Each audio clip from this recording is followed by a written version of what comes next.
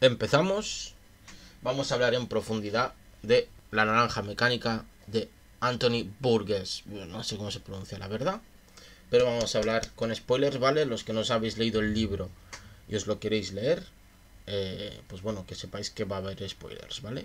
En este directo va a haber spoilers porque vamos a desgranar el libro. Pero no solo eso, compañeros y compañeras, no solo eso, sino que vamos a hablar de un tema principal que trata el libro, que es el sistema y la violencia, ¿vale? Y la relación que hay entre la violencia y el sistema. Para ello vamos a utilizar pues más libros, ¿vale? Y más autores, pero que no me apetece sacarlos de la estantería, la verdad, porque sería tener un tocho aquí muy grande. Pero me ha apuntado cositas interesantes de Slavoj Zizek, ¿vale? Que lo tengo aquí. Uy, no lo veis, ¿vale? Que tiene este libro que está publicado por Austral, que hay reflexiones sobre la violencia. Es que me pasa la cámara, que yo lo hago así a un lado, ¿sabes? Y también, pues, como hay una parte que está en una prisión, nuestro compañero Alex, el protagonista del libro, pues hablaremos un poquito sobre las prisiones con Vigilar y Castigar de Michel Foucault, que la editorial que publica este libro, o por lo menos que yo tengo, es Siglo XXI Editores, ¿vale? Por si no lo sabíais. Uy, como me parece aquí que me saltan cosas, ¿vale? Por si no lo sabíais, pues bueno. Además de hablar de Bourdieu, de la violencia simbólica, de Arendt, de más cosas que los tengo ahí, ¿eh? Es que me da una pereza sacar tantos libros. Entonces con estos yo creo que nos podemos abrir el debate y entender un poquito más qué es la violencia, ¿vale? Para que no nos engañen, más que nada. Intentar entender, comprender y abrir un debate, analizar, tener más bien una mirada crítica, pensar un poquito y reflexionar sobre los conceptos que nos rodean día a día. Realmente la pregunta antes de empezar que deberíamos hacernos es: ¿existen de verdad los antisistemas? ¿Es violencia quemar un contenedor? ¿Existe la violencia por parte del Estado? ¿Qué tipos de violencias existen? ¿Cómo se debe castigar la violencia? ¿Deben ir los violentos a la cárcel? Son preguntas interesantes, ¿no? Pues son preguntas que intentaremos no resolver, porque entonces seríamos bastante pretenciosos, pero sí que intentaremos, pues, hablar sobre ellas, ¿no? Y discutir y debatir sobre este tipo de ideas. Con un café, que voy a tomar un sorbo ahora, porque madre mía. Estoy reventado, ¿eh? Tengo también un cuaderno de lecturas donde apunto citas. Por eso los libros que yo tengo no tienen posits ni cosas raras, porque yo escribo en ellos y luego me apunto las páginas aquí. Y entonces me veréis que abriré luego esto, ¿vale? Para hablar sobre el libro. E iré, pues poco a poco, mientras hablo de cosas interesantes, iré concatenando con algunas reflexiones en la primera parte de Zizek y en la segunda parte de Foucault, y en la tercera parte hablaremos un poco así en general, porque es muy interesante cómo se nos presenta la tercera parte y cómo al fin y al cabo La Naranja Mecánica de Anthony Burgess es un viaje de alguien que estaba, bueno, que podíamos considerar antisistema. Luego veremos qué significa eso y si existen de verdad los antisistemas, y que pasa por un proceso de reeducación para llegar a ser otra vez útil al sistema, pero realmente el sistema puede con él, por lo tanto su utilidad en el sistema es ser antisistema. Veremos luego que no, pero también veremos por qué es así, que es interesante, y el final te da algunas pistas. Al inicio parece ser un pijo, realmente, porque viene de una familia de clase media alta, parece más bien ser Alex un pijo al que se aburre y que pega a la gente, ¿vale? Más o menos podríamos decir que la primera parte nos presenta a Alex, al protagonista, de esta forma. Pero antes de empezar, vayamos a la página 12, donde el propio autor, en un interesante prólogo, nos dice lo siguiente: el Nadsat, una versión rusificada del inglés, fue concebido para amortiguar la cruda respuesta que se espera de la pornografía. Convierte el libro en una aventura lingüística. La gente prefiere la película porque el lenguaje los asusta. y con razón. Muy, muy importante, que hablaremos del Nadsat, que el Nadsat es el lenguaje que tiene, ¿cómo se llama? Que utilizan los jóvenes como una especie de jerga juvenil, que él dice que viene del ruso, él la ha creado así, y que diferencia el lenguaje entre los jóvenes estos ultraviolentos y los adultos. Tenéis la reseña en el Instagram, si no me equivoco, de este maravilloso libro. Y también tenemos en la siguiente página, yo la uso para referirme la naranja mecánica, ¿vale? Yo uso, para que entendamos el nombre del libro, yo la uso para referirme a la aplicación de una moralidad mecánica a un organismo vivo que rebosa de jugo y dulzura. Entonces, esta pequeña frase, que dice aquí en un prólogo al libro, en una introducción, mejor dicho, al libro, Anthony Burgess, pues nos señala perfectamente hacia dónde va el libro. Él dice, la naranja mecánica no es más que una moralidad impuesta a un organismo vivo, es decir, a alguien que realmente vive. Es la civilización del salvaje. Y lo veremos. La novela no se empresa. La novela se divide en 3 partes, como ya he dicho, y vamos a ir por partes, lo mejor dicho, papá, ¿has visto que listo? Y vamos a intentar pues desgranar algunas cosas que nos van contando de esta novela y sobre el tema principal que tratan. Espera, es que tengo que abrir tantos libros que me estoy volviendo loco. ¿Vale? Entonces, yo voy a ir cita por cita. ¿Vale? Voy a ir página por página. Pam, pam, pim, pam, pum, pam. Vale, bueno. Antes de empezar, vamos a leer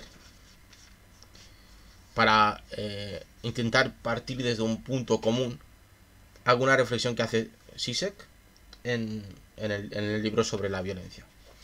Dice lo siguiente: el horror sobrecogetor de los actos violentos y la empatía con las víctimas funcionan sin excepción como un señuelo que nos impide pensar. Un análisis conceptual desapasionado de la tipología de la violencia debe, por definición, ignorar su impacto traumático. Es decir, y partamos desde este punto, cuando vayamos a hablar de la violencia, a estudiar la violencia misma, deberemos de entender que no podemos empatizar de ningún modo con el dolor que esa violencia provoca, ni con las personas que han sufrido esa violencia, porque entonces no lograremos comprender la dimensión política, social, cultural de la violencia en sí, porque nos fijaremos más en las consecuencias que en las causas y el corpus mismo violento, ¿no?, de la violencia. Por lo tanto, pues partamos desde ese punto, por si en algún momento salen cuestiones violentas que pueden ofender a alguien o pueden asustar a alguien, pues simplemente decir que no nos fijaremos y no intentaremos no empatizar con las víctimas. Eso no quiere decir que no nos preocupen las víctimas, sino que para estudiar el fenómeno de la violencia debemos intentar de alguna manera abstraernos de las consecuencias que tiene la misma. Proseguimos pues con la novela. La novela empieza pues presentándonos a Alex y a su banda de jóvenes que se van al bar Korokov, no me acuerdo el nombre. Bueno, se van al bar a beber leche, más droguitas, más coca, y después se van a realizar diferentes actos violentos que parecen injustificados, ¿vale? Que parecen que no tienen ningún tipo de justificación. Aquí vemos una de las dimensiones de la violencia, que es la violencia injustificada, el hecho de que, o aparente injustificación, vamos a intentar ver si esa violencia realmente estaba justificada. Observamos que simplemente pues el primer acto violento es que ven a un tipo en la calle con unos libros y directamente van a por él y dicen: ¿qué haces con esos libros tan bonitos? Además de romperle los libros, le pegan, pero no le pegan una paliza para dejarle en el suelo, sino que le pegan lo suficiente como para que él se pueda ir por su propio pie, pero ni le roban ni nada, ¿vale? Simplemente le rompen los libros de la biblioteca que el tipo tiene y dicen: pues vamos a pegarle un rato, y se van a otra cosa, directamente. Claro, tú dices: hostia, ¿qué ha pasado ahí? ¿Por qué le han pegado? Son unos salvajes, son personas horribles, ¿no? Cosa que es cierto, pero que no es realmente importante. Recuerdo, no empaticemos con las víctimas. Miremos la violencia en sí. También se producen otros tipos de actos violentos y también existe un desafío a la autoridad. Sobre todo se ve cuando Alex llega a casa y sus padres pues realmente están acojonados, ¿vale? Están acojonados porque su hijo seguramente les tenga sumidos en una tiranía bastante tipo hermano mayor, ¿vale? Que refleja pues el poder que tiene un crío, que es un crío de 15 años sobre una familia de clase media, incluso media alta. Observamos también pues el lenguaje que se inventa Anthony Burgess es el NatSat, que es el lenguaje que utilizan los adolescentes, que es un lenguaje que solo lo utilizan ellos, que se entienden entre ellos y que los adultos no entienden. Es muy importante esta separación porque la lengua tiene unas características que la hacen especial, ya que define el mundo y también nos separa de los otros. Define el mundo que nosotros vemos o cómo explicamos el mundo, ¿no? Lo primero fue el verbo, como decía no me acuerdo si era la Biblia, pero bueno, lo primero es el verbo y luego ya descubrimos las cosas. El que exista un lenguaje que identifique a estas personas o que estas personas identifiquen con este lenguaje significa que existe una clara separación de identidad entre estos jóvenes y el resto del mundo. Que estos jóvenes tienen una vida, además, una vida claramente dividida entre el día y la noche. Hay un pasaje donde Alex se quiere ir a comprar unos vinilos porque le gusta la música. Veremos que el arte es importante también, es una característica, pero el arte sirve como ensalzador de sentimientos. El arte sirve para que Alex se ponga eufórico y quiera más y más y más violencia. Es un animal emocional, podríamos decir, totalmente emocional y que se deja llevar por sus sentimientos. No tiene ningún tipo de freno a sus acciones y a sus actos. Y la música, en este caso la música clásica, muy fan de Beethoven y de Mozart, si no recuerdo mal, hace que no se relaje, es decir, no amansa a las fieras, sino que provoca que esas fieras quieran más y más sangre. Entonces, hay un momento que Alex se despierta, no le apetece irse al colegio, dice que está malo, no va, y dice, me apetece comprarme un disco o escuchar nueva música, y se va a la tienda de música. Y hay un pequeñito párrafo, el libro es cortito, ¿vale? El libro es muy corto, entonces las cosas importantes están en un frasquito pequeño. Hay un pequeño párrafo que dice como que la vida de día es tan distinta, la gente parece como más mecanizada, como menos salvaje, por decirlo de esta manera, ¿no? Claro, tienes razón, la separación ya no solo es lingüística, sino también existe una separación cotidiana. Está el mundo del día, que es el mundo de los adultos, y el mundo de la noche, que es el mundo nuestro, el mundo de los adolescentes, el mundo donde tenemos nuestro propio lenguaje y donde mandamos nosotros, porque no existe una autoridad que nos intente reprimir o decir qué es lo que debemos hacer. Por eso aparece el desafío de la autoritas y por eso aparecen los policías, no como seres que realmente ofrezcan una autoridad, sino como una pequeña molestia, ¿no? Como que les molestan un poco, pero que realmente no tienen ninguna importancia. En esta primera parte, en este libro, donde se realizan las violencias, donde se realizan todo tipo de actos delictivos, donde realmente vemos esta banda de 4 personas, si no me equivoco, donde se pelean con otra banda, que es muy importante, se pelean con otra banda, es decir, parecen fieras que luchan por un territorio, ¿vale?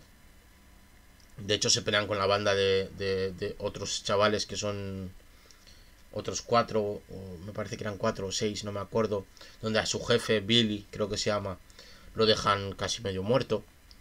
Y ahí te explica, por ejemplo, cómo se van conformando estas bandas, donde Alex te dice, bueno, Es mejor, entre 4 y 6 está bien, más de eso no está bien básicamente porque es inoperante, es decir, que incluso tiene sus propias reglas, ¿no? Vemos como un submundo que podríamos denominar de violencia, asalvajado, no civilizado, de quinceañeros que tienen su propia lógica, tienen su propio lenguaje y entienden el mundo de una manera bastante más emocional, que aunque no me gusta esta palabra de la emocionalidad, pero para que se entienda, y resuelven las cosas de la manera más sencilla, realmente más sencilla, que es mediante la violencia, mediante el uso de la fuerza y mediante la demostración de que el más fuerte es quien realmente manda. ¿Vale? También en ese mundo aparecen ciertas mujeres, en este caso, mujeres mayores, y las personas mayores que aparecen también son mayores estigmatizadas, siguiendo a Irving Goffman, que no sé si tengo el libro por ahí. Es que tengo aquí una estantería, por eso estoy mirando. Vale, no lo veo. Entonces, bueno, tiene un libro que es sobre el estigma, el estudio del estigma. Y la mayoría de las personas adultas que aparecen por la noche son la autoridad, o personas estigmatizadas y también desplazadas, prostitutas, junkies, etcétera, etcétera, ¿no? Es decir, parece que la noche, esa separación, ese mundo es una especie de otro tipo de civilización, o mejor dicho, otro tipo de no civilización, ¿no? Entonces, pues, en este mundo existen otro tipo de reglas y se practica lo que ellos denominan la ultraviolencia. Muy interesante el término de ultraviolencia, ¿no? Vamos a leer un apartado. Mira, aquí aparece lo que os dije de los muchachos, ¿no? Para intentar, pues, poner ejemplos de lo que estoy diciendo. La guerra entre las bandas. Dice lo siguiente. Cerca de la central eléctrica municipal nos topamos con Billy Boy y sus 5 drugos, siendo drugos lenguaje natsat que significa colegas. Ahora bien, en esos tiempos, hermanos míos, los grupos eran de 4 o 5. 4, un número cómodo para ir en auto, y 6, el límite máximo de una pandilla. A veces las pandillas se juntaban, formando ejércitos malencos para la guerra nocturna, pero en general era mejor moverse por ahí con poca gente, ¿no? Vemos aquí, pues, que existen ciertas reglas que son muy, muy interesantes y que realmente nos hacen ver que también existe una cierta operatividad y un estudio realmente del campo, ¿no? Un estudio de la realidad que hace que ellos sepan incluso que es conveniente o no para funcionar de manera operativa y correcta, ¿no? En ese mismo mundo. Aparece esto que denominó ultraviolencia, ¿vale? Un ejemplo de ultraviolencia, ¿vale?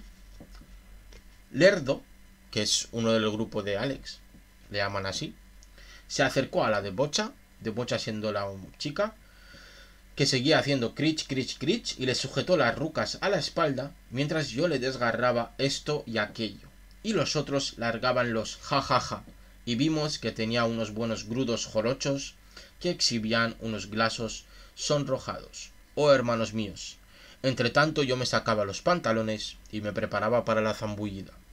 Mientras me zambullía, pude slusar los gritos de sufrimiento y al beco escritor lleno de sangre que George y Pete, que son los otros dos del grupo, forman un grupo de 4, está Alex, George, Pete y Lerdo, sostenían y que casi se soltaban, aullando como besuño las palabras más sucias que yo conocía, y algunas que él estaba inventando.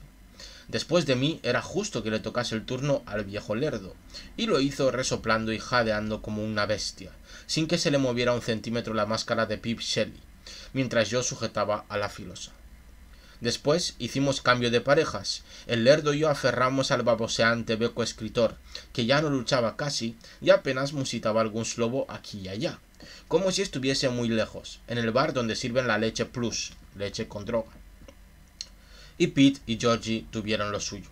Luego todo se serenó y nosotros estábamos llenos de algo parecido al odio, de modo que cracamos lo que todavía quedaba sano: la máquina de escribir, la lámpara, las sillas.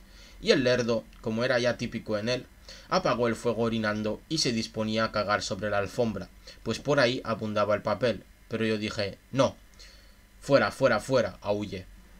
El beco escritor y su china no estaban realmente en sus cabales, lastimados, ensangrentados y haciendo ruidos, pero vivirían, que era lo importante. Aquí vemos lo que es la ultraviolencia, la descripción que hace Anthony Burgess de los actos que realizan, de los actos vandálicos execrables que realizan estos 4 muchachos, y que en esta primera parte pues aparecen mucho, y aquí observamos realmente una violación, ¿vale? Cómo se van pasando a la chica entre los 4, mientras su novio, su marido, el escritor, se queda tirado en el suelo después de haber recibido una paliza. Pero, como dice Alex, viviría, que es, al fin y al cabo, la separación entre el acto violento y el asesinato. Muy interesante esta diferenciación. No es lo mismo la violencia que el asesinato, ¿vale? Para que nos entendamos. Esta práctica de ultraviolencia conlleva que existe otra cuestión muy interesante, que es la violencia. La violencia como algo más aceptable, podríamos decir, y la ultraviolencia como algo realmente execrable, realmente que deberíamos de apartar, porque ellos practican la ultraviolencia, pero alguien tendrá que practicar la violencia, y esa violencia tendrá que estar justificada de alguna manera, porque esta parece que no tiene ningún tipo de justificación. Parece que la ultraviolencia es algo realmente irracional, realizada por salvajes sin ningún tipo de justificación, simplemente por el hecho de que da placer, o a ellos les da placer. Volviendo a Zizek, podemos ver que la oposición a toda forma de violencia, desde la directa y física a la violencia ideológica, parece ser la principal preocupación de la actitud liberal tolerante que predomina hoy. Es decir, que un sistema que quiere ser liberal debe oponerse a la violencia o a la ultraviolencia. Veremos que el término de ultraviolencia es importante porque separa muy bien, en este caso Anthony Burgess, separa muy bien lo que es la violencia de un sistema a la violencia que realizan los que podríamos denominar agentes antisistemas. Esta ultraviolencia que se practica parece que impunemente, ya que parece que la policía, el sistema, los soldados del sistema, parece ser que llegan siempre tarde, ¿no? O por lo menos esa sensación da en el libro. Y entonces, claro, uno se pregunta, oye, pero ¿son ineficaces? ¿O realmente es que estos chicos, este grupo de personas, son impunes, ¿no? O son muy inteligentes y no les pilla la justicia. Al parecer, el sistema se encuentra lejos, está alejado. O quizá, y la pregunta aparece ahí, quizá realmente el sistema deja hacer. Quizá esté utilizando a estos jóvenes, porque hay descripciones de cómo es la noche en la primera parte. Y él lo dice, Alex dice: cuando estoy por la noche me siento más libre porque salgo, es mi territorio, estoy libre, conozco las reglas de este mundo nocturno, mientras los que salen de día están en sus casas viendo algún tipo de programa televisivo, escondidos, esperando a que se haga el día. Quizá el sistema realmente utiliza a estos jóvenes como perros para que los demás se queden en sus casas por la noche y no descubran que quizá su mundo sea mucho más grande que lo que el sistema ofrece, ¿no? Entonces, claro, vemos si aparece una discusión que es interesantísima, que es: ¿existen los antisistemas o los antisistemas son utilizados por el sistema para legitimarse a sí mismo, para que el sistema diga: yo os defenderé de esos salvajes, aquí tenéis la seguridad y ahí fuera tenéis eso? ¿Queréis eso? ¿Realmente queréis eso? Y claro, alguien dirá, no, no, yo no quiero que me pegue una paliza por la calle. Por lo tanto, ponme más seguridad, vigílame más, estate más pendiente de mí, protégeme, por favor, protégeme, ¿no? Entonces, claro, se ve o se intuye en la narración de Anthony que el sistema es realmente un sistema un poco represivo, ¿vale? No es realmente no democrático, porque sí que hay elecciones, pero sí que el sistema que nos presenta Anthony en el libro es bastante represor, ¿vale? Intenta controlarlo casi todo. Por lo tanto, podríamos decir que en esta primera parte, pues nos saltan esta grandísima duda, que es: ¿el sistema está utilizando realmente a estos jóvenes, ya sea a Alex con sus 4 colegas, a Billy contra quien se peleaban y a otros que están en el mundo nocturno, los utilizan para legitimarse el mismo y para dar la sensación de protección? Hacen lo que hacía la mafia, que es decir que si no pagas dinero no podremos protegerte tu tienda, mientras ellos mismos, si no les pagabas, te quemaban la tienda para que luego dijesen, ¿ves? Cómo es peligroso no pagarnos a nosotros para que te protejamos. Estaba haciendo eso el sistema. Muy interesante, ¿no? Reflexión. No sabría responder, o quizá sería otro debate, pero quedamos con la pregunta: ¿los antisistemas luchan contra el sistema o sirven realmente para que el sistema se legitime? ¿Qué tal, Dani? Gracias por pasarte. Entonces, claro, llegamos a la segunda parte, ¿vale? Al final de la primera parte, Alex se ve envuelto en una traición, que también nos habla un poco de cómo funcionan los grupos, ¿no? La búsqueda del poder siempre es intensa, y se parece mucho a la búsqueda de los sistemas civilizados del poder. Y como sufre una traición en uno de estos arrebatos salvajes de ultraviolencia, se meten en una casa. Muy interesante también, fijaros cómo se meten en las casas. Alex hace una cosa muy interesante, que es cómo entro en el sistema civilizatorio. ¿Cómo lo hago? ¿Cómo lo hago? ¿No? ¿Cómo entro en la casa de las personas? Haciéndome el civilizado. Entonces ahí los salvajes, para entrar en la casa de los civilizados, entre comillas, hace lo siguiente: Alex llama a la puerta y en el lenguaje normal, no en el suyo, ¿vale? Que utilizan en un lenguaje normal y de una manera bastante caballerosa y educada, les dice a la persona que está dentro si puede ayudar a su amigo que se ha quedado sin voz, que ha tenido un accidente, que le falta agua, no sé qué, no sé cuántas, etcétera, ¿vale? Todo de la manera más educada posible. Normalmente recibe un no por respuesta, pero ya es demasiado tarde, porque mientras mantienen esa conversación, los demás, como perros de presa, van a la caza de la persona que está dentro. Pues esto ocurre en la última parte de la primera parte. Realmente hacen un destrozo descomunal a una anciana que vive con sus gatos, pero que les pone en serios problemas, ya no sea por lo aparatoso de su casa, sino porque, si no recuerdo mal, también tenía como un palo de metal o algo así, que les golpea y demás.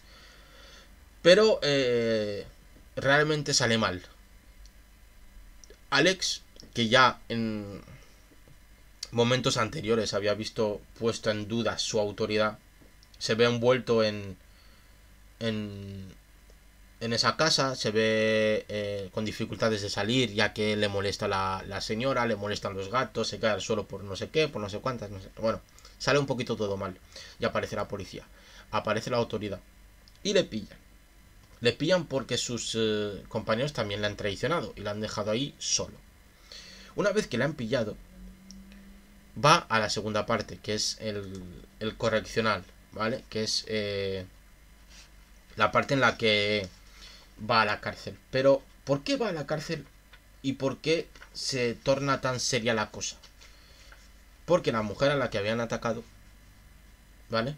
En vez de acabar con vivirían, como acabaron los anteriores, recordar el escritor y la novia o la mujer a la que se la pasan entre los 4, ¿vale? Acaba asesinada. ¿vale? Recordemos, aparece aquí otra vez la distinción entre violencia, o en este caso ultraviolencia, y asesinato.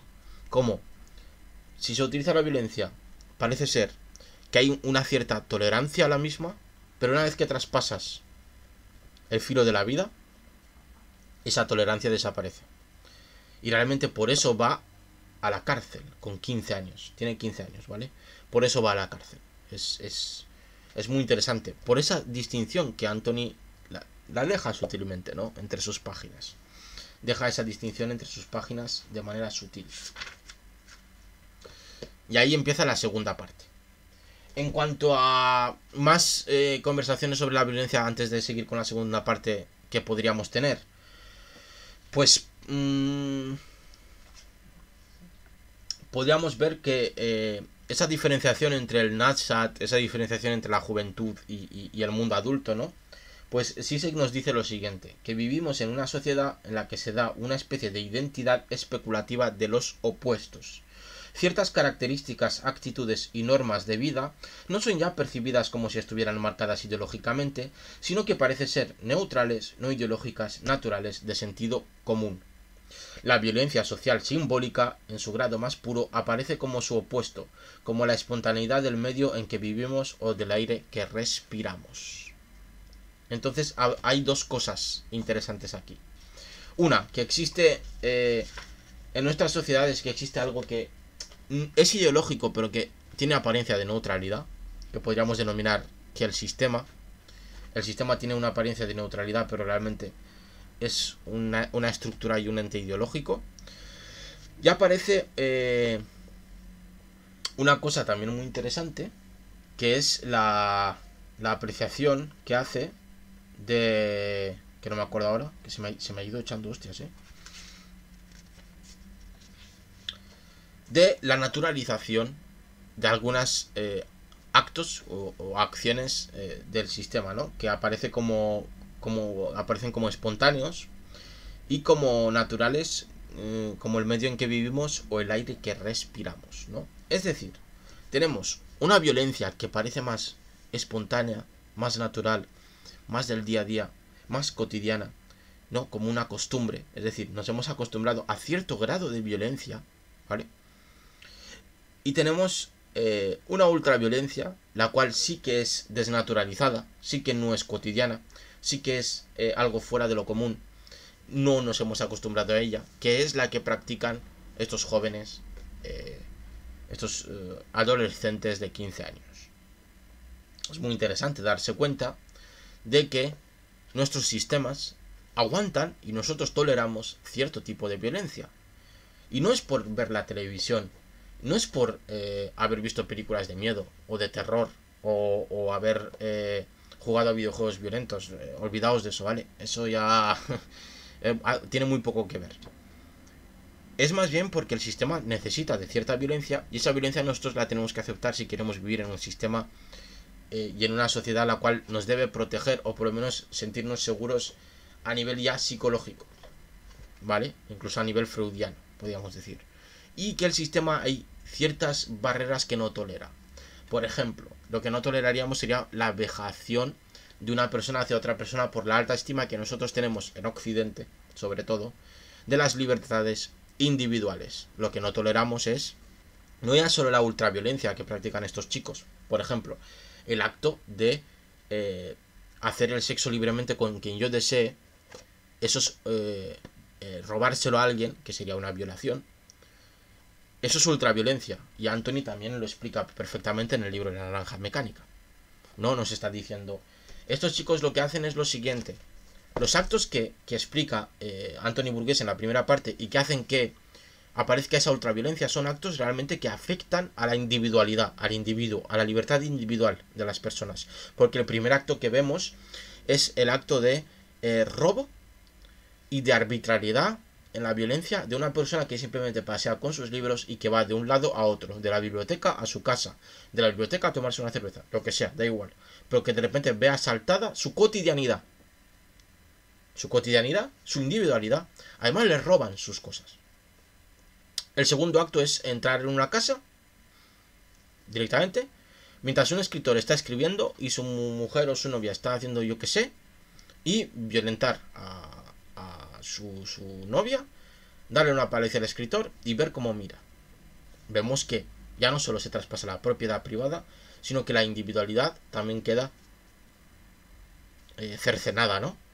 Nos vemos vemos cómo esa libertad individual pues está restringida.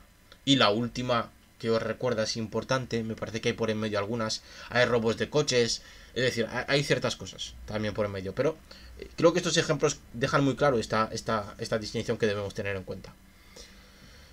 Y el tercer ejemplo es el definitivo, el que mete a Alex en la cárcel, que se traspasa esta ultraviolencia, este ataque a la individualidad, a la libertad individual, se traspasa con la muerte del individuo. En definitiva, Alex va a la cárcel porque ha destruido lo más importante, que es el individuo, ¿no?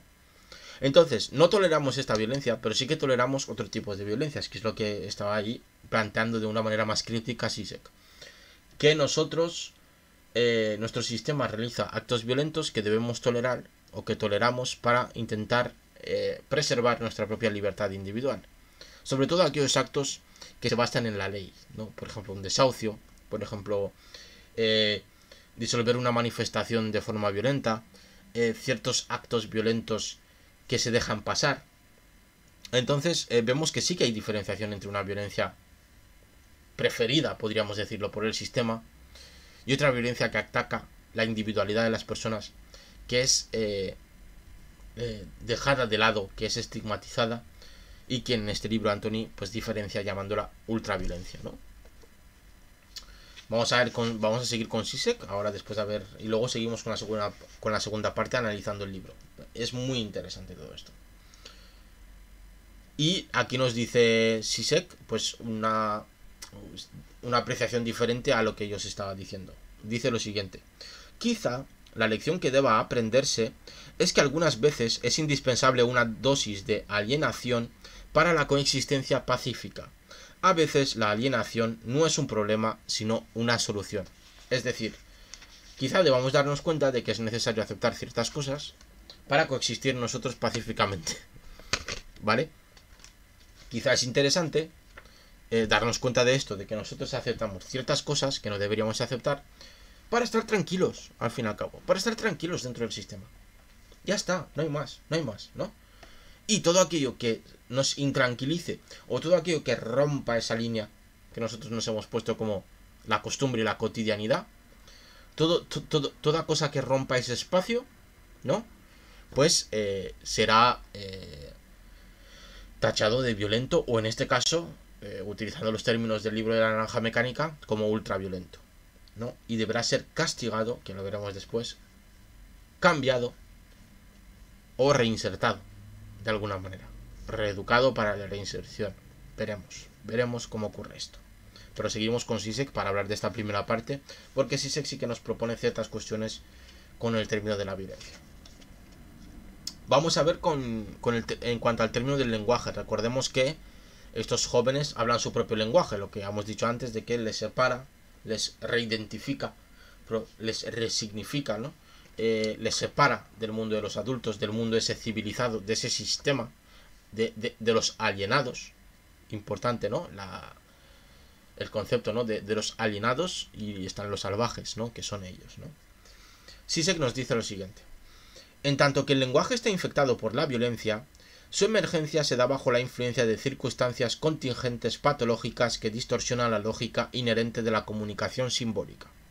El lenguaje simplifica la cosa designada, reduciéndola a una única característica, desmiembra el objeto, destroza su unidad orgánica y trata sus partes y propiedades como autónomas. Es decir, que el lenguaje sirve para definir la realidad. El uso de ultraviolencia, el uso del Nadsat, es un lenguaje que ellos utilizan para redefinir la realidad, su propia realidad.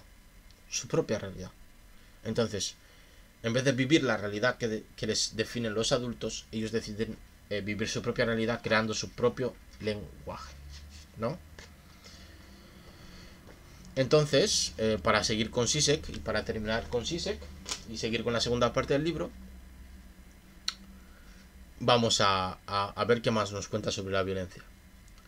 Aquí dice, comenzamos con la hipocresía de aquellos que, combatiendo la violencia subjetiva, hacen uso de una violencia sistémica que genera los propios fenómenos que aborrece. Localizamos la causa última de la violencia en el miedo al prójimo y mostramos cómo a partir de la violencia que es inherente al lenguaje mismo, se establece el medio real de superar la violencia directa. Vemos aquí que aparecen varios tipos de violencias, ¿vale? Aparece la violencia subjetiva, que es aquella violencia que no es objetivable, es decir, que a nosotros nos parece violento. Por ejemplo, un poquito de café. Un ataque que nosotros consideramos que nos ofende. O un ataque a nuestras creencias. Cualquier tipo de cuestión que no afecte realmente al mundo material. Sería un tipo de violencia subjetiva. Que el sistema intenta, o el racismo, la xenofobia, todo esto, ¿no? Que el sistema intenta, mediante una violencia sistémica, aborrecer o intenta subsanar de alguna manera. Lo que provoca que esa violencia subjetiva aumente, ¿no? Y que genere de nuevo una rueda que el mismo sistema aborrece. Aquí dice una cosa que es interesante, que la causa última de la violencia es el miedo al prójimo.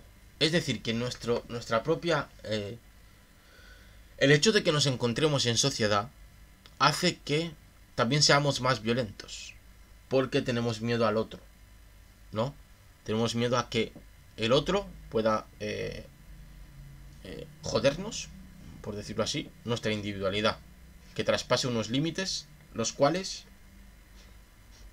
hagan que nosotros dejemos de existir como un individuo pleno, de pleno derecho.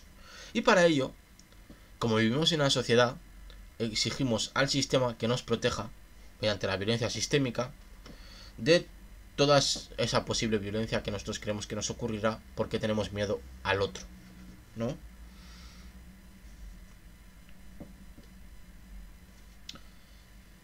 Que es interesante esto que dice Zizek. Y por último, pero no menos importante, tenemos la lección de la intrincada relación entre la violencia subjetiva y sistémica. Es que la violencia no es una propiedad exclusiva de ciertos actos, sino que se distribuye entre los actos y sus contextos, entre actividad e inactividad. Es decir, que la violencia es un proceso que no se da puntualmente, sino que existe en la totalidad del sistema y también en la totalidad de nuestras relaciones.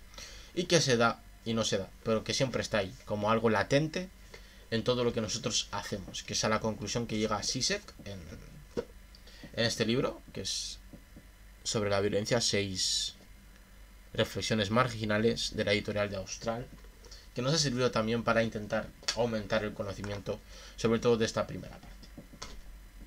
En la segunda parte de este maravilloso libro de la naranja mecánica, Alex va a la cárcel. Alex va a la cárcel, donde pues le quitan el nombre y le dan un número. Recordar también que pues existe la despersonalización. Y encuentra en esa cárcel pues una reglamentación que tampoco es que le afecte mucho. Por lo menos Anthony Burgess no escribe realmente que Alex lo esté pasando mal en esa cárcel. Además encuentra un subterfugio en la religión. No como creyente, sino más bien como utilizando la religión para intentar pues escapar de algunas reglamentaciones, de algunos reglamentos que tiene la cárcel, ¿no?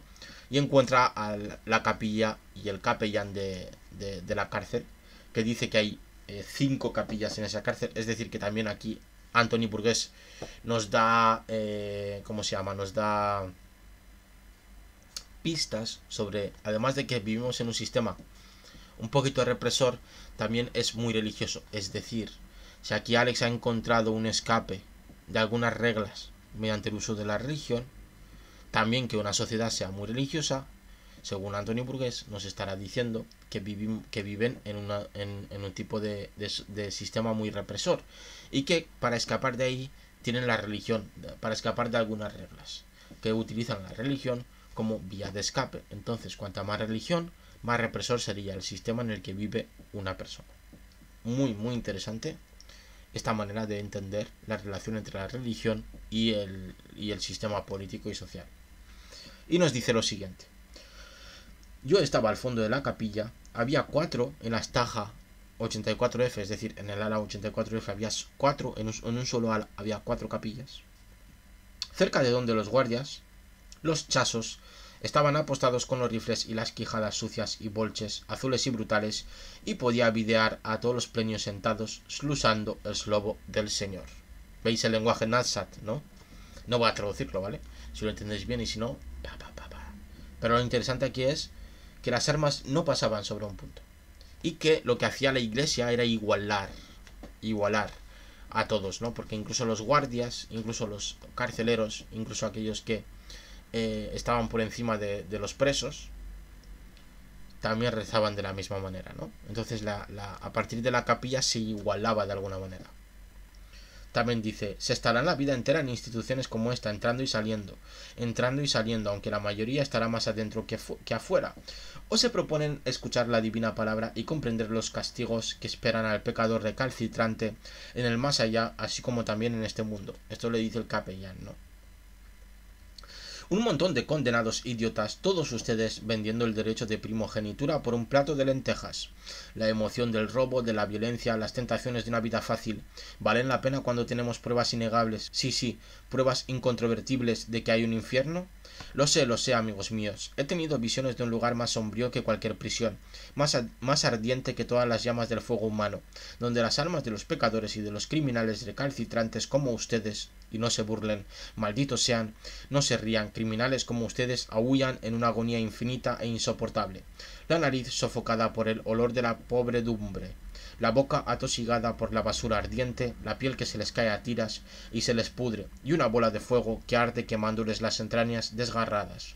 Sí, lo sé. Vemos aquí el discurso del capellán, y como dice, ¿cómo podéis, sabiendo que existe un infierno, es decir, que hay un castigo superior a la materia, superior a vuestro entendimiento, cómo seguís volviendo y entrando, sabiendo que esto, ¿no? Sabiendo que habrá un Dios que os castigará de manera inmisericordiosa, podríamos decir. Aquí vemos pues el papel que tiene la religión en este tipo de sistemas, que es intentar salvaguardar o intentar reinsertar a aquellos que se van por el mal camino, o dar una explicación alejada del sistema de por qué esas personas son malas y por qué deben ser buenas. No ya para ser utilizadas por el sistema, sino porque existe un infierno allá afuera, existe un infierno que si no se portan de una manera adecuada, que siempre es una manera moral y que se adecua al sistema en el que están, ¿vale? La religión sirve como reinserción al sistema, te guste más o menos, te parezca más justo o injusto. Y vemos cómo le explica a los condenados que deberían de ser buenos porque si no irían al infierno, ¿no? Entonces la religión se utiliza como manera de insertarse de nuevo en el sistema que les ha provocado esa misma situación. Si entendemos que también existen ciertas características del sistema que hacen que uno sea violento. Aparece de boca del capellán, le dice a Alex, oye, hay una ala nueva, no sé qué, no sé cuántas, que están haciendo una técnica que es la técnica de Ludovico, que parece ser que reinserta en muy poco tiempo, rapidez, inmediatez, es muy importante, en muy poco tiempo a los que reinserta de nuevo en la sociedad en muy poco tiempo a los condenados, que se llama la técnica de Ludovico, ¿no? Y le dice, muy interesante el capellán, porque aquí aparece la moral, ¿vale? El problema es saber si esta técnica puede hacer realmente bueno a un hombre. La bondad viene de adentro. La bondad es algo que uno elige. Cuando un hombre no puede elegir, deja de ser hombre. Es decir, el capellán se pregunta aquí, ya sé que vosotros habéis quitado la individualidad y por eso estáis aquí dentro, en esta cárcel. El problema es que si la reinserción se basa también en quitarte a ti la individualidad, entonces dejarás de ser un hombre, porque no podrás elegir entre ser bueno o ser malo. Interesante, ¿no? Es decir, tú has entrado en la cárcel por haber quitado la individualidad a una persona por haber extinguido su existencia como individuo en este mundo. Y la única manera, o la manera que ha conseguido el sistema de sacarte de ahí, de insertarte dentro del sistema, es quitándote a ti tu propia individualidad. Al parecer, se aplica aquí el dicho de ojo por ojo, diente por diente, ¿no? Pero en este caso es muy interesante la concepción, ¿no? que tenemos. Es decir, la solución que da el sistema es hacerte lo mismo que tú has hecho. Que es que el sistema castiga. Recordemos que lo que tú has hecho se castiga. Pero el sistema, obviamente, toleramos esa violencia. Si esa violencia sirve al sistema y nos quita a nosotros los miedos, ¿no? Porque al fin y al cabo estamos yendo a la causa, no al acto violento en sí, sino que la causa por haber entrado en la cárcel es haber quitado la individualidad a una persona. Es decir, haber borrado de la faz de la tierra a un individuo. Esa violencia no la toleramos, por lo tanto se debe castigar. Es muy interesante. Pero sí que toleramos la violencia que el sistema hace para que tú te vuelvas a reinsertar en ese sistema, que al fin y al cabo es la misma violencia que tú has practicado, pero en este caso nosotros la toleramos. Lo tuyo sería ultraviolencia y lo que hace el sistema es violencia. Interesante, ¿no, mis amigos y amigas? Muy muy interesante, creo yo, esta parte del libro, ¿no? Que es una de las partes principales. Claro, Alex pide encarecidamente meterse en ese programa, que dicen que funciona y dicen que en 15 días sale, con la esperanza de que por fin conocerá la libertad de nuevo, porque lleva ya bastantes años. Llevaba en la cárcel ya 4 o 5 años, es decir, entró con 15 y si no recuerdo mal, sale con 20 años, ¿no? Y claro, dice, ojalá me cojan, no sé qué, me voy a apuntar porque quiero ser libre. Claro, piensa en el beneficio y no en el proceso, ¿vale? Y la aceptan en esta segunda parte, pues la aceptan en ese programa y le llevan a ese ala. Y de repente ven cómo le trata muy bien, cómo está todo limpio, cómo le dan de comer de manera adecuada, mucho además, le tratan perfectamente, le sonríen, son amables, ¿no? El sistema utiliza la máscara de la amabilidad, enseña los buenos hábitos, enseña lo bueno y esconde lo malo, siempre. Sobre todo a los que desea que se metan adentro. Una vez estés dentro,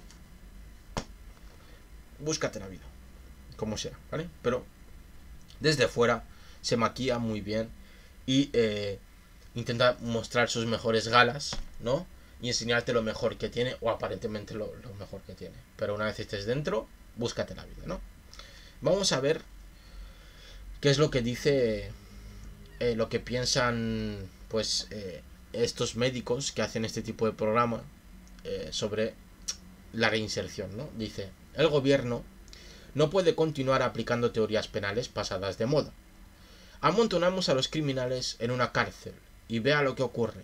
Solo se consigue criminalidad concentrada, delitos en el mismo lugar del castigo. Pronto necesitaremos todo el espacio disponible en las cárceles para los criminales políticos. Aquí aparece el sistema represor. Vale. El problema de los delincuentes comunes como esta turba repugnante puede resolverse mejor sobre una base puramente curativa. Hay que destruir el reflejo criminal. El plan puede aplicarse en un año. Ya ven que para esta gente el castigo no significa nada. Más aún, parece que les agrada y se matan unos a otros. Aquí vemos 2 o 3 cuestiones importantes. Aparece la racionalización de la violencia, ¿vale? Que esto ya se hizo en el pasado, sobre todo lo hacía el régimen nazi, que racionalizaba sus actos violentos, dándoles una pátina de ciencia realmente y de explicación racional y lógica, ¿no? De por qué se hacían estas cosas. Aparece eso. También aparece la impugnación de lo que hacía antes el sistema por una racionalidad, por una sistematización, o mejor dicho, por una estructuración nueva que convierte a los criminales en gente útil al sistema, y que el sistema quiere cambiar la violencia y utilizar las cárceles, el castigo real para aquellos que son detractores políticos, ¿no? Es decir, para aquellos que realmente pueden poner en cuestión al sistema, que no son estos violentos, sino aquellos que intentan violentar políticamente al sistema o actuar políticamente contra el sistema, que son realmente las personas que son preocupantes para el sistema o que según Anthony Burgess podrían derribar el sistema. Además aparece otra interesante manera de entender la violencia o a las personas que practican actos violentos, que es la patologización del individuo violento. Es decir, según explican aquí los médicos, la violencia se puede curar. El individuo violento se puede curar. Es decir, la violencia es una enfermedad que se coge o que se tiene, pero que es curable, ¿no? Se patologiza la violencia. Entonces no se le da una causa estructural, sino incluso externa, individual. Porque si es una enfermedad, tú la coges y no es culpa de nadie que la hayas cogido. Tampoco es culpa tuya, por lo tanto, como individuo te exonera de la culpabilidad del acto en sí, sino que más bien es un agente externo, como el virus que conocemos actualmente, que no es culpa de nadie, y que tú lo hayas cogido no depende de ti, y si depende de ti es en pequeño grado. Por lo tanto, lo que debe hacer el sistema es procurarte una curación para que vuelvas a entrar y a ser un individuo dentro del sistema normal, ¿no? Es muy muy interesante la explicación que da el ¿cómo se llama? El médico. Pero claro, aparece la explicación de la violencia anterior, que es la siguiente. Mi fórmula es el ojo por ojo. Si alguien te pega, tú le devuelves el golpe. ¿No es así? Entonces, ¿por qué el Estado castigado gravemente por esa chusma brutal que son todos ustedes no ha de devolver el golpe? Pero la nueva idea es decir no. La nueva idea es la de convertir lo malo en bueno. Y eso me parece una grave injusticia, ¿eh? Esto es la respuesta del anterior sistema a la nueva sistematización, a la nueva propuesta. Dice, creo que es el capellán el que dice, o el ministro del Interior, no me acuerdo. Dice, no, si mi respuesta es el ojo por ojo, tú haces daño y yo te hago daño. ¿Por qué iba a convertir a los malos en buenos? ¿Por qué iba a darles el placer de volver a insertarse en el sistema, no? Que es como se veían las cosas antes. Pero claro, ahora se ven de la manera que hemos explicado anteriormente, ¿no? Y claro, si te convierten de malo en bueno, significa que lo malo puede ser extirpado de la sociedad. Y por lo tanto, toda persona es susceptible de ser buena persona. Eso cambia toda la percepción del individuo que tiene el sistema dentro de sí mismo. Pero claro, llega el cura y dice, algunas veces no es grato ser bueno. Ser bueno puede llegar a ser algo horrible, y te lo digo sabiendo que quizá te parezca una afirmación muy contradictoria. Sé que esto me costará muchas noches de insomnio. ¿Qué quiere Dios? ¿El bien o que uno elija el camino del bien? Quizás el hombre que elige el mal es en cierto modo mejor que aquel a quien se le impone el bien. Son problemas profundos y difíciles. Pero lo único que deseo decirte ahora es esto. Si en algún momento del futuro evocas esta situación y me recuerdas a mí, el más bajo y humilde servidor de Dios, te ruego que no me juzgues en tu corazón, ni creas de algún modo que soy parte en eso que te estará ocurriendo. Y ahora, hablando de ruegos, advierto con tristeza que ya no servirá de mucho rogar por ti. Estás entrando en una región nueva, fuera del alcance de la plegaria. Una cosa terrible, si bien se mira. Y sin embargo, en cierto sentido, al aceptar que te priven de la capacidad de tomar una decisión ética, en cierto sentido, realmente has elegido el bien. O por lo menos eso quisiera creer. Eso quisiera creer. Dios nos asista a todos. Seguimos aquí con lo de la desindividualización y la incapacidad de elegir entre bien y mal. La incapacidad de ser un ser moral y ético, pues te aleja realmente de la libertad, que es lo que está diciendo aquí el capellán. Y te aleja también de la decisión de que a veces ser bueno no es bueno, ¿no? Parece contradictorio, pero veremos que el capellán aquí tiene razón. También Anthony Burgess nos está diciendo que aquello que te permite escapar del sistema estando dentro del sistema, que serían las religiones, también te da un corpus crítico hacia el sistema, o aparentemente crítico, aunque sí que es una crítica fútil, es una crítica inútil, porque es una crítica que no te permite actuar. Es decir, el capellán sí que tiene la capacidad crítica hacia el sistema, es decir, la capacidad crítica de criticar el sistema, pero no tiene la capacidad de que esa crítica se convierta en actos que realmente hagan que el sistema cambie o que derriben al sistema. Por eso el sistema acepta a la religión como también una de sus estructuras más importantes, pero no acepta, y eso lo hemos visto con anterioridad, al crítico político, al crítico que critica políticamente al sistema, porque la crítica política necesita de acción, necesita del acto para llevarse a cabo, mientras que la religión puede divagar, puede estar dentro de lo espiritual, dentro de lo inmaterial. Lo político necesita un acto que afecte a la realidad para que sea funcional. Por eso el sistema reprime el acto político y deja que siga en su curso el acto crítico religioso. Es muy interesante, ¿no? Y espero que esto os haga reflexionar, tanto como me hizo reflexionar a mí. Entonces, claro, Alex acepta entrar en el sistema, y una vez entrando en el sistema, el sistema lo que hace es enfrentarle a la violencia, ¿vale? La técnica esta de Ludovico, bueno, seguramente los que hayáis visto la película, pues recordéis, ¿no? Como ese personaje, ese protagonista Alex, con los ojos con esparadrapo para mantenerlos abiertos, puesto así en una máquina, ¿no? Viendo la televisión, pues lo que le ponían era, lo que había en esa televisión eran películas violentas, ¿no? Violencia todo el rato. Y hay varias descripciones. De hecho, creo que se describen todas las veces que Alex pasa por esa máquina. Entonces yo os voy a leer una para que tengáis más o menos idea de cómo Antonio Burgess las describe en la novela. Dice lo siguiente: todo sucedía en una calle, y podía haber sido cualquier calle de cualquier ciudad, y era una naito de veras oscura, y los faroles estaban encendidos. Era cine muy bueno, profesional, y nada de esos pestañeos y cortes que uno videa en esas películas sucias que pasan en la casa de alguien, en una calle apartada. La música no paraba, boom, boom, boom, y la atmósfera era siniestra. En eso apareció un viejo bajando por la calle, muy estarío, y sobre este beco estarío saltaron dos malchicos vestidos a la última moda, lo que se usaba entonces. Todavía los pantalones estrechos, pero ya no corbatín, sino más bien una verdadera corbata. Y empezaron a divertirse.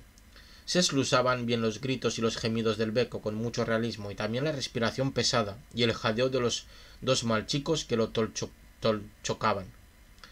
Hicieron una verdadera pasta con este beco estario, crack, crack, crack, con las rucas cerradas, y le arrancaron los platis y acabaron pateándole el ploto nago, que yacía colorado de crobo en el grasño barro del albañal, y después escaparon muy escorro. Entonces apareció en primer plano la goloba del beco estario castigado, y el crobo le brotaba con un hermoso color colorado. Es raro que los colores del mundo real parezcan reales de verdad solo cuando se los ve en la pantalla. Muy interesante la apreciación de la diferenciación entre realidad y ficción, ¿no? Y cómo te das cuenta muchas veces de lo que ocurre en la realidad viendo ficción, ¿vale? Viendo la estetización de la imagen real, que es realmente la ficción. Vemos aquí pues una descripción de lo que le ponían. Obviamente sigue utilizando el lenguaje Nadsat, porque es el lenguaje realmente que ha aprendido, porque no ha pasado o no ha terminado, recordemos que no ha terminado, que se ha visto interrumpida, no ha terminado su educación para meterse en el sistema, y sí, por eso sigue utilizando el lenguaje de Nadsat. Y vemos aquí pues una descripción simplemente de lo que le ponen para intentar reeducarlo, ¿no? Y él pasa por esta reeducación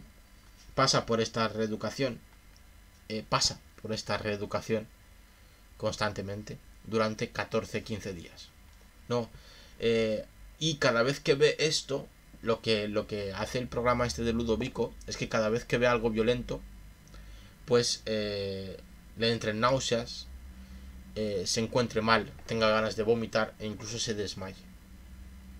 No, le convierte en una persona realmente inútil para soportar cualquier acto de violencia, sea la que sea.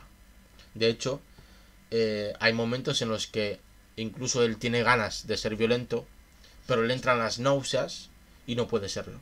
No puede serlo porque se encuentra mal, incluso al pensarlo, ¿no? Incluso la música que antes escuchaba ya no la puede escuchar porque le lleva a pensar en ser violento, en convertirse de nuevo en un salvaje. Y claro, como eso le provoca náuseas y malestar, tienen que dejar de escuchar ese tipo de música y escuchar una música más acorde a lo normal, ¿vale? Recordemos la distinción en nuestra propia realidad.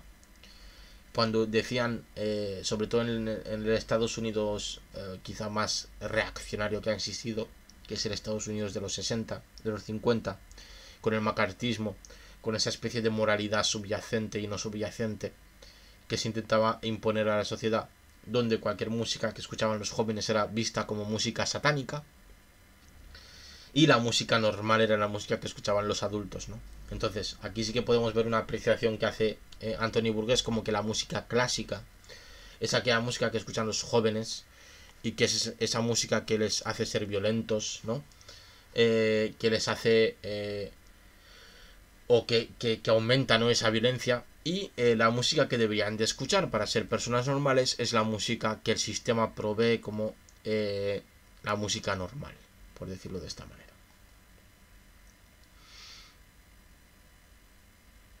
Claro, el doctor le dice, oye, la violencia es algo muy horrible, eso precisamente es lo que estás aprendiendo ahora, tu cuerpo lo está aprendiendo, tu cuerpo está aprendiendo mediante este sistema ludovico que la violencia realmente es algo horripilante y que debe ser sacado de ti.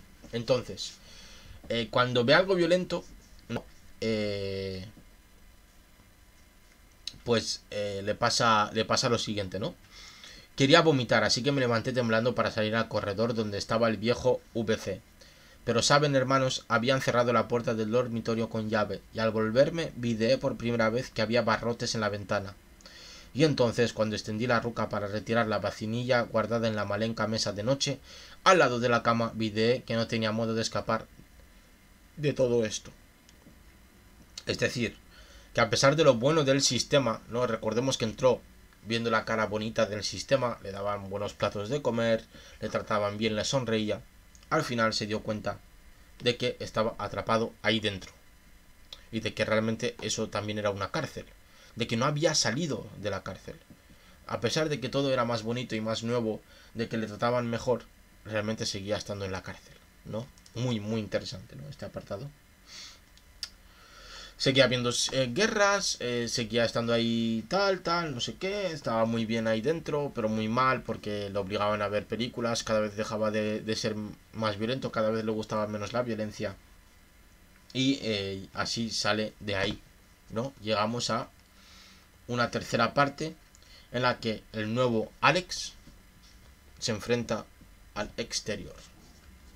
Pero antes de llegar a eso, veamos qué nos dice nuestro colega Foucault sobre la pena, el castigo y la institucionalización, el poder y todas estas mierdas varias, ¿no? En los ritos punitivos aparece una determinada mecánica del poder, según Foucault. De un poder que no solo no disimula que se ejerce directamente sobre los cuerpos, sino que se exalta y se refuerza con sus manifestaciones físicas, de un poder que se afirma como poder armado, y cuyas funciones de orden, en todo caso, no están enteramente separadas de las funciones de guerra, de un poder que se vale de las reglas y las obligaciones como de vínculos personales cuya ruptura constituye una ofensa y pide una venganza, de un poder para el cual la desobediencia es un acto de hostilidad, un comienzo de sublevación que no se funda en un principio muy diferente al de la guerra civil, de un poder que no tiene que demostrar por qué aplica sus leyes, sino quiénes son sus enemigos y qué desencadenamiento de fuerza los amenaza, de un poder que a falta de una vigilancia ininterrumpida busca la renovación de su efecto en la resonancia de sus manifestaciones singulares, de un poder que cobra nuevo vigor al hacer que se manifiesten ritualmente su realidad de sobrepoder. Muy, muy interesante lo que nos explica aquí Foucault, que nos dice que el sistema necesita de los castigos para reafirmarse en su propio poder, y además que los castigos que realiza el sistema son la manifestación real de su poder. Vemos como antes el sistema practicaba el ojo por ojo, ¿no? El sistema hacía lo siguiente: tú has sido violento dentro de mí o conmigo, yo seré violento contigo. Punto. ¿No? Tú has sido salvaje, yo voy a ser salvaje. Aparece ese sistema que aún no es civilizado del todo. Y ese poder salvaje, la utilización de ese salvajismo, de ese poder que es irracional, entre comillas, ¿no? Vemos que como en la aplicación del sistema Ludovico, el sistema cambia la percepción que tiene de su propio poder y cambia el propio poder que tiene sobre los individuos. El sistema hace convierte su poder en algo racional, en algo sistémico, no mejor dicho, en algo estructurado, en una fórmula, ¿no? Su poder se vuelve mucho más ágil, mucho más lógico, mucho más incisivo. Un poder que es capaz de cambiar al individuo. Es un poder mucho mayor que aquel poder que es capaz simplemente de castigarlo. Es muy importante. Un poder capaz de cambiar al individuo es mayor que un poder simplemente capaz de castigarlo. Por lo tanto, vemos que el sistema está buscando en aumentar su poder represor y controlador del individuo. Y mediante el cambio del individuo en sí, o mediante la ruptura de la individualidad del individuo, conseguirá que su poder sea muchísimo mayor y tendrá un poder inmenso sobre la sociedad que pretende controlar. Muy, muy interesante esto. También Foucault nos dice lo siguiente: el castigo penal es, por lo tanto, una función generalizada, coextensiva al cuerpo social y a cada uno de sus elementos. Se plantea entonces el problema de la medida y de la economía del poder de castigar. Muy interesante, ¿no? Es decir, vale, tenemos el castigo dentro del sistema, porque lo tenemos y lo estamos viendo. Es decir, nuestro sistema también se basa, simplificándolo mucho, en beneficio-castigo, ¿no? Porque básicamente, ¿qué beneficios tengo yo por comportarme como el sistema pretende que me comporte? Y si estos beneficios son mayores que el castigo, por lo tanto, me interesará comportarme como el sistema quiere que me comporte. Pero si los beneficios no compensan el castigo, entonces me comportaré de una manera más crítica con el sistema o no tanto dentro de los cauces que me ofrecen el sistema. Por eso, muchas veces la violencia o aquello que consideramos castigado penalmente se mueve entre estos balances, ¿no? Si el sistema no es capaz de darme unos beneficios que me compensen no comportarme de una manera que al sistema no le gusta, pues entonces yo me comportaré de una manera que al sistema no le gusta, porque consigo ahí más beneficios que dentro del propio sistema, ¿no? Y lo que nos dice Foucault es que el castigo penal, pues debemos tener en cuenta que tiene una medida que nosotros consideremos razonable. Por ejemplo, no consideramos razonable que se practique la pena de muerte o que como castigo tengamos la pena de muerte. Por lo tanto, eso sería ¿cómo decirlo? Sería inaceptable para que nosotros consideráramos que el sistema es civilizado. Pero en Estados Unidos sí que se considera, en algunos estados de Estados Unidos sí que se considera el castigo de la pena de muerte como algo admisible, y que incluso ellos mismos dicen que eso les da mucha más civilidad, por inventarme una palabra, ¿no? Que los civiliza mucho más, cosa que nosotros consideraríamos que no, ¿no? Para que se vean las diferencias de la medida del castigo que pueden tener una sociedad y otra. Y también nos habla de la economía del castigo. Ahora hablamos de eso.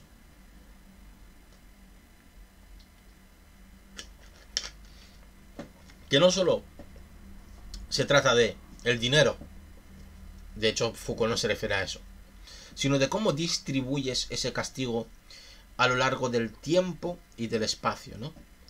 Es muy interesante esto, porque si distribuyes el castigo como un confinamiento, una coartación de la libertad, que realmente no es una coartación de la libertad, sino que es una coartación de lo que nos hace individuos, ¿vale? Espero que se entienda esto. Las cárceles no quitan la libertad, sino que quitan la libertad de ser un individuo de pleno derecho, porque nosotros consideramos que ese es el mayor castigo como sociedades occidentales y que se ha ido exportando en otro tipo de sociedades que realmente no comprendo por qué se ha hecho así, pero en otras sociedades también se ha intentado implantar esta visión que tenemos nosotros del individuo, pero en sociedades, por ejemplo, como las asiáticas, no tiene nada que ver, ¿no? Lo que ellos consideran individuo y lo que nosotros consideramos individuo.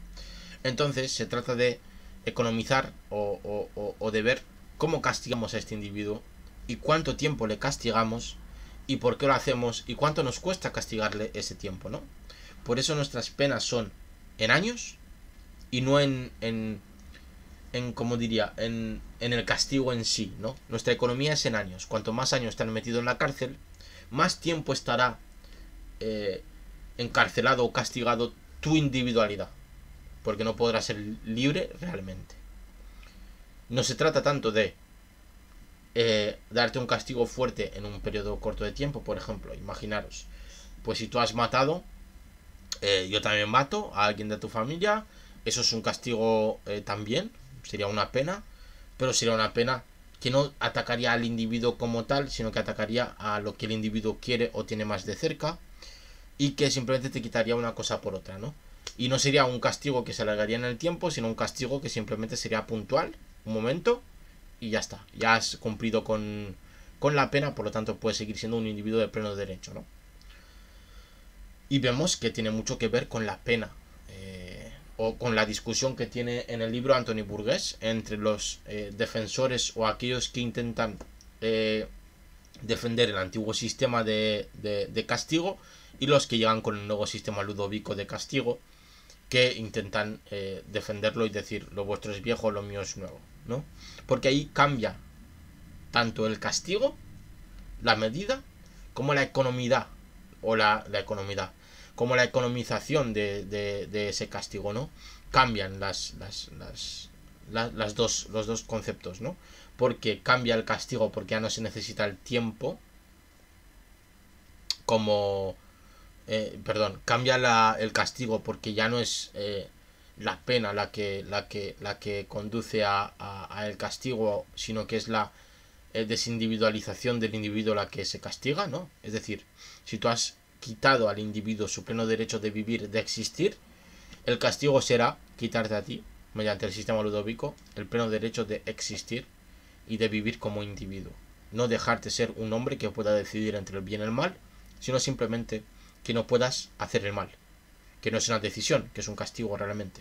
Y también se quita esa economización o esa economía del castigo, que no es más que ya no se mide en tiempo, sino que se hace de manera efectiva y racional, ¿no?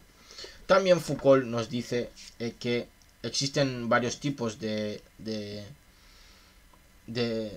castigos, o que el poder descansa en 5 o 6 reglas mayores para castigar, ¿no? Siendo la regla de la cantidad mínima, se comete un crimen porque procura ventajas, por lo tanto se debe de castigar eso, no se debe de romper esa relación entre la ventaja y la comisión del crimen. También está la regla de la idealidad suficiente. Si el motivo de un delito es la ventaja que uno se representa que éste conlleva, la eficacia de la pena está en la desventaja que de él se espera. Por lo tanto, pues vemos que la pena busca balancear, busca ver cómo intentar ver intentar que se vea que el crimen es realmente una desventaja, ¿no? Y que hacer el crimen realmente conllevaría una desventaja para el individuo. También está la regla de los efectos laterales, que la pena debe obtener sus efectos más intensos de aquellos que no han cometido la falta, ¿vale? En última instancia, si se pudiera estar seguro de que el culpable no va a reincidir, bastaría con hacer creer a los demás que ha sido castigado. También se basa, ¿veis? Aquí realmente lo que interesa a la sociedad no es que se castigue al individuo, sino que parezca que se lo ha castigado. Es decir, el sistema podría decirnos claramente que todos aquellos que están en la cárcel han sido torturados, pero no torturados realmente, y nosotros viviríamos tan tranquilos sin darnos cuenta de que realmente no ha ocurrido ningún tipo de tortura. O el sistema podría decirnos que en las cárceles no ocurre ningún tipo de tortura y que realmente se estuviese torturando de manera clara. A nosotros nos daría igual, Porque al no verlo, no sabríamos que está ocurriendo de esa manera, ¿no? También aparece la regla de la certidumbre absoluta. Es necesario que la idea de cada delito y de las ventajas que de él se esperan vaya asociada a la idea de un castigo determinado con los inconvenientes precisos que de él resultan. Es decir, es necesario que el hecho de haber cometido un delito, el castigo para ese delito, la sociedad lo vea lo suficientemente igualado como para que ese castigo se dé, ¿no? Y que como para que ese delito se repare, como para que el individuo al al estar dentro de ese castigo, al salir de ese castigo, pues la sociedad lo vea como que ha resarcido, ¿no? sus delitos. Es decir, que por ejemplo, para un asesinato, pues meter a alguien un año en la cárcel, a todos, a mí también, y a la sociedad les parecería poco. Y por lo tanto, ese individuo, al salir de ese castigo de un año, de esa pena de un año, pues nosotros lo seguiríamos viendo como que no ha resarcido su pena. Incluso para penas de asesinatos hay gente que ve que 20, 30, 40, 50 años es muy poco y que piden la pena permanente, ¿no? Que no pueda salir porque ha sido tan grave el delito que ha cometido que el mayor castigo es que no pueda salir nunca, ¿no? Porque ha quitado la individualidad, porque ha destruido al individuo, por lo tanto no se merece, y hay gente que piensa así, no se merece ser un individuo de nuevo. También está la regla de la verdad común, que bajo este principio de una gran trivialidad se oculta una importante transformación, ¿vale? Que es el de pues las pruebas o las no pruebas para determinar si la pena es verdad o no. Nosotros nos tenemos que convencer como sociedad de que las penas que imponemos son verdad y de que esa verdad son sacadas de la manera más racional posible, no mediante procesos que puedan subjetivar esa verdad, ¿no? Entonces nosotros como sociedad nos tenemos que convencer de que el que está en la cárcel está porque se lo merece y que la manera que hemos conseguido esa verdad, ¿no? La manera que hemos conseguido saber esa verdad, saber que se lo merece, es una manera lo suficientemente limpia, suficientemente lógica como para que no afecte a la objetividad de esa verdad, que es muy interesante, ¿no? Y tenemos también la regla de la especificación óptima. Para que la semiótica penal cubra bien todo el campo de los legalismos que se quieren reducir, se necesita que estén calificadas todas las infracciones, que se hallen clasificadas y reunidas en especies que no dejen escapar ninguna. Es decir, que para que el sistema de penas funcione, el sistema de castigos funcione, se deben de clasificar todas y cada una de las penas, todos y cada uno de los delitos, y se debe especificar claramente cuál es la pena, cuál es el castigo por haberlos cometido, para que no quede ningún tipo de impunidad y no quede o se sienta ningún tipo de arbitrariedad por parte del sistema, para que sepamos realmente que si he robado puedo tener este y este y este castigo y no puedo tener otro, porque entonces se instalaría la arbitrariedad dentro del sistema y por lo tanto podría ser impugnado por falta de objetividad o por falta de sistematización o de estructuración en las penas y en los delitos. Muy interesante esto para entender pues cómo funciona la pena, la disciplina y el castigo. ¿Vale? En toda sociedad, dice Foucault, el cuerpo queda atrapado en el interior de poderes muy ceñidos que le imponen coacciones, interdicciones u obligaciones, ¿no? Podríamos extender esto a el individuo queda insertado en todo sistema y en toda sociedad a diferentes reglas, diferentes coacciones, diferentes aparatos que lo oprimen, ¿no? Y por eso es tan importante Foucault, porque nos explica esto, y estructuras que oprimen al individuo y que no lo dejan ser realmente libre. Por eso la libertad no existe, por eso cualquiera que sea liberal de facto te está engañando o ha sido engañado, porque la libertad no existe mientras vivamos en una sociedad y porque el individuo que vive solo no vive en sociedad y por lo tanto no vive en un sistema, es el individuo en sí mismo. Y si pretendes vivir en sociedad tienes que aceptar que no tienes libertad, Lo que tienes es un campo de acción, que podríamos denominarlo libertad, pero que jamás el individuo será, por decirlo de esta manera, libre. Por lo tanto, no existe lo libre, pero sí que existe un campo en el cual nosotros actuamos que puede ser más o menos restringido dependiendo de la opresión que el sistema ejerza sobre nosotros y también dependiendo de la opresión que la sociedad, es decir, esas estructuras que nos oprimen, se hagan en nosotros, no actúen en nosotros, que por ejemplo la moralidad, que puede que no sea impuesta por el sistema, pero sí impuesta por la sociedad, puede hacer que nuestro campo de acción, nuestro campo de libertad, sea más o menos grande, ¿no? Porque dependiendo de las estructuras morales que tiene nuestra sociedad, sea más libertina o menos libertina, pues nos impondrá unos ejes que no podremos superar, ¿no? Nos anclará en unas estructuras que nosotros no podremos para entrar en esa sociedad, que nosotros no podremos superar. Sí que nos vemos coaccionados de vernos realmente, como diría, de vernos realmente dentro de la sociedad, ¿no? Se conforma, también nos dice Foucault, entonces una política de las coerciones que constituye un trabajo sobre el cuerpo, una manipulación calculada de sus elementos, de sus gestos, de sus comportamientos. El cuerpo humano entra en un mecanismo de poder que lo explora, lo desarticula y lo recompone. La disciplina aumenta las fuerzas del cuerpo, en términos de utilidad económica, y disminuye esas mismas fuerzas, en términos de obediencia política. En una palabra, disocia el poder del cuerpo por una parte, hace de este poder una aptitud, una capacidad que trata de aumentar, y cambia por otra parte la energía, la potencia que de ello podría resultar, y la convierte en una relación de sujeción estricta. Muy, muy interesante lo que nos deja Foucault en este apartado, ¿no? Y podemos ahora ver los medios del buen encauzamiento. Vamos a ver cómo Foucault nos intenta explicar cómo se puede hacer que un individuo pase de malo para el sistema a bueno para el sistema. El poder disciplinario, en efecto, es un poder que en lugar de sacar y retirar, tiene como función principal enderezar conductas, o sin duda hacerlo para poder retirar mejor y sacar más. No encadena las fuerzas para reducirlas, lo hace de manera que a la vez pueda multiplicarlas y usarlas.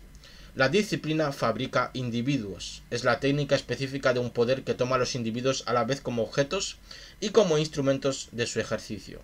No es un poder triunfante que a partir de su propio exceso pueda fiarse de su superpotencia. Es un poder modesto, suspicaz, que funciona según el modelo de una economía calculada pero permanente. El éxito del poder disciplinario se debe, en efecto, al uso de instrumentos simples, la inspección jerárquica, la sanción normalizadora y su combinación en un procedimiento que le es propio, el examen, con la explicación de que el poder disciplinario, el poder que aplica el Estado para disciplinarse, es un poder que realmente es sutil, ¿no? Y que no necesita de una demostración de fuerza real para convertirse en un poder que funcione, ¿no? Y que pueda disciplinarnos y meternos en unas estructuras estables y que no podamos salir de ahí. Es decir, que el sistema que realmente funciona y que realmente disciplina es el sistema que no ve o que no sabemos que disciplina, ¿no? Y para terminar, Foucault nos dice una cosa que es muy interesante. La delincuencia es un instrumento para administrar y explotar los ilegalismos. Es decir, que la delincuencia se utiliza como un sistema para explotar lo ilegal. Es decir, el sistema utiliza la delincuencia como manera para justificar esa disciplina, para justificar la coerción y para intentar justificarse a sí mismo, ¿no? Que le sirve al sistema de manera bastante clara una manera de hacerse, pues, de verse como un sistema justo y útil, y que al fin y al cabo lo que nos está diciendo aquí Foucault es que cualquier sistema racional, cualquier sistema que quiera mantener el poder, cualquier sistema que quiera y necesite poner un cierto orden y disciplina en su sociedad, necesitará de un cierto grado de delincuencia para justificar la imposición de medidas disciplinarias al conjunto de la sociedad, no a esos delincuentes. Por lo tanto, la delincuencia es inherente al sistema. Por lo tanto, cualquier tipo de violencia es inherente al sistema.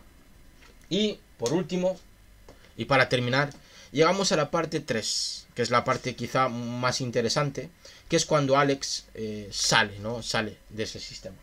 Cuando Alex sale de ese sistema, de penitenciario me refiero, y sale como un hombre nuevo, observamos que se ha convertido en un dócil, que su individualidad ha desaparecido y que el miedo a la violencia pues le paraliza. Y ahí es cuando aparece de verdad el sistema. Ahí es cuando esta individualidad desaparece, es cuando el sistema saca los dientes, saca los colmillos y aparece la violencia que practica el sistema sobre el individuo. Ahora Alex la ve, la siente en sus propias carnes. Y además no puede defenderse de ella y solo la puede sufrir. Y la sufre constantemente, ¿no? La sufre yendo a una biblioteca y se encuentra con ¿cómo se llama? Se encuentra con quien había robado los libros en la primera parte, lo ve ahí, por lo tanto le quiere pegar. Él no se puede defender, por lo tanto, porque le crea náuseas, por lo tanto se ve realmente pues dócil, recibe los golpes y ya está. Pide ayuda a la policía. Esto es muy interesante. La policía llega. ¿Y quién son los policías? Su ex amigo traidor, Lerdo, y aquel otro fulano llamado Billy, con el cual se pegaba y casi lo deja, porque pertenecía a otra banda, y con el cual se pegan y tal y cual, y casi lo deja en el suelo moribundo. Pues estos dos, más un tercero que es más joven y parece un novato, son los que acuden para ayudar al dócil, al nuevo miembro del sistema, Alex, que ha pasado por el correccional. ¿Qué pasa con esto? ¿Qué podemos ver en esto? Pues que podemos ver una especie de apropiación de la ultraviolencia para convertirla en violencia legitimada del sistema. Vemos que aquellos que se comportaban de manera ultraviolenta, aquellos que estaban en la noche siendo salvajes, siguen siendo salvajes, porque lo siguen siendo, pero son parte del sistema. Por lo tanto, son unos salvajes civilizados o legitimados por el sistema. Lo que nos está diciendo aquí Anthony Burgess es que el sistema necesita de sus propios salvajes para mantener el poder y el control y el orden, para dar disciplina a la sociedad. Y es mucho más fácil sacar los salvajes de lo salvaje que convertir a gente civilizada en salvaje. Por lo tanto, vemos que la policía, según Anthony Burgess, son aquellos salvajes disciplinados, simplemente, o utilizados por el sistema para dar orden. Entonces Alex se encuentra con su antiguo compañero que le ha traicionado y aquel miembro de la otra banda a la cual Alex antes, siendo un salvaje, había golpeado. Estos miembros de la policía, en vez de ayudarle, le llevan a un campo y le pegan una paliza. Claro, Alex no puede defenderse. Y va en busca de ayuda después, que le dejan solo, y llega a una casa que pone hogar, que es la casa en la cual él había violentado a una muchacha y había golpeado junto a sus amigos a un escritor, y se encuentra con ese escritor y le pide ayuda. El escritor le ayuda, y le ayuda por un fin político, porque el escritor es uno de esos disidentes políticos que van en contra del gobierno y que quieren utilizar a Alex para demostrar que el gobierno realiza prácticas realmente abusivas y que van en contra de los derechos humanos con los presos y con alguien tan joven que solo tiene 20 años como Alex. Recordemos que nos debemos contar una verdad a todos, de que nuestro sistema penitenciario, en este caso, que lo dice a Foucault, nuestro sistema penitenciario es justo, porque si esta verdad se rompe, quizá veamos cosas que no queremos y por lo tanto ese sistema disciplinario se cae. lo que quiere hacer este escritor es contar que el sistema que nosotros, o que ellos tienen, el sistema penal que ellos tienen, es un sistema injusto, que hace daño a la gente y que realmente no reinserta al individuo a la sociedad. Por lo tanto, toda esa verdad que se cuenta a la sociedad de que viven en un sistema disciplinario que más o menos es justo y no es arbitrario, se rompería y allá caerá el sistema. Alex se ve inmerso en una especie de disidencia política que lo quiere utilizar para derribar al gobierno, y que realmente el propio escritor le escribe una carta que él debe firmar para enviarla a los periódicos, como haciéndose pasar por él, donde él dispone de toda la parafernalia y todo el mensaje político. Alex la firma, pero se da cuenta de que no puede más, ¿no? No puede más, de que no puede ni escuchar la música que le gustaba, de que no puede defenderse de lo que decía el capellán. Recordemos lo que decía el capellán, que decía lo siguiente: a veces ser bueno es mal, aunque parezca contradictorio. Y aquí Alex se está dando cuenta de esa simple frase. A veces no poder defenderse de lo malo es realmente malo, porque Alex no puede ni ser bueno ni ser malo, simplemente es dócil. En vez de ser un individuo que puede elegir entre lo bueno y lo malo, se ve impelido a ser una cosa, un ente que simplemente vaga constantemente y que se deja llevar, ¿no? Por lo tanto decide matarse, decide tirarse por la ventana. Desgraciadamente no se mata y se queda bastante jodido y se queda en el hospital. Le visitan sus padres, sus madres, le visitan sus padres, sus madres. Le visita a su padre y su madre, a lo que él después de la cárcel va a visitar, y se da cuenta de que ha cambiado sus vidas, de que tienen a una persona que renta en su habitación y de que ya no tiene ningún tipo de sitio en la familia, ¿no? Se da cuenta también de que le cuesta muchísimo encontrar trabajo, de que al parecer se ha convertido en una persona buena para el sistema, pero que el sistema sigue sin aceptar realmente, ¿no? Simplemente lo ha dejado de no tolerar, y que lo tolera, pero realmente el sistema no acepta a esa gente que se supone que el propio sistema reinserta, ¿no? Y por eso, y por las cosas de que ya no puede escuchar la música, de que no se encuentra incluido en el sistema, de que sigue estigmatizado, de que todo aquello que el sistema le había prometido no se lo da, él decide tirarse por la ventana y se encuentra de nuevo en el hospital, y pasa cierto rato y se da cuenta de que ese sistema ludovico al cual se había metido con la promesa de conseguir la libertad, pues le había dejado en un ser que realmente no tenía ningún tipo de decisión, por lo tanto ningún tipo de libertad.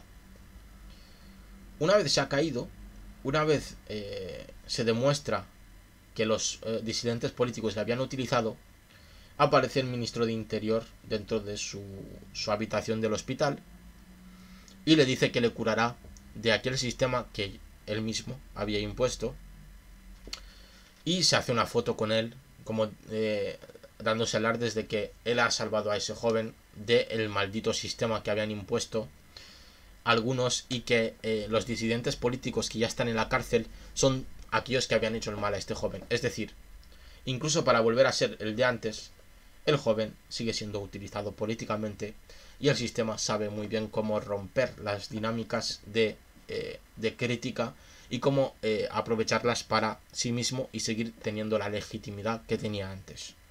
Alex vuelve a ser el mismo de antes, vuelve a crearse una nueva banda, pero esta vez ya no tiene 15 años, tiene 20 años. Vuelve a hacer las mismas cosas hasta que se da cuenta de que ya no le atraen como antes, de que ya no se siente tan bien como antes, como cuando tenía 15 años y hacía estas cosas. Se va del bar, deja a sus colegas y dice: hacerlo vosotros, hacer lo que queráis. Se va y se va a darse un paseo, y se encuentra con su amigo Pete, que también ha pasado tiempo y que tenía 20 años, y se encuentra que tiene una mujer y que tiene un nuevo trabajo de mecánico, y ahí se da cuenta de lo que el sistema tiene preparado para la gente como él, que es encontrarse una esposa, encontrarse una casa, encontrarse un trabajo, criar hijos y seguir girando la rueda, ¿no? Seguir siendo ese hámster que no para de correr encima de la rueda para que el sistema siga alimentándose una y otra vez. Todo esto con el fin de mantener vivo al sistema.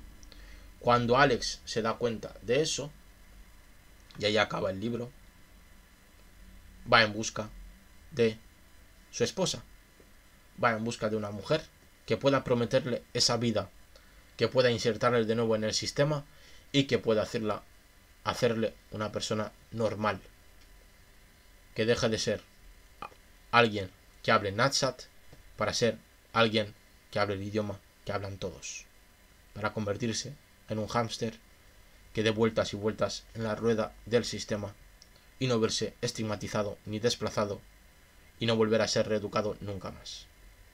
Ahí acaba el libro y aquí acaba nuestra reflexión sobre la violencia y sobre este maravilloso libro que trata sobre la violencia y el sistema y cómo el sistema utiliza la violencia para legitimarse y aplicar sus poderes disciplinarios para controlar a la sociedad que vive en él.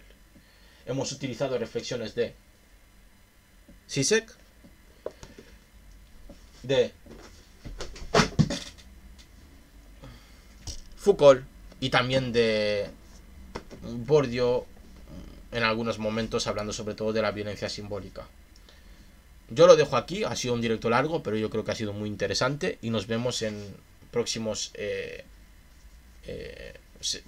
secciones de este programa, que es hablando con spoilers de el siguiente libro, que no sé cuál es. Así que muchas gracias por haber estado, muchas gracias por haberos pasado. Nos vemos en siguientes vídeos. Chao, chao.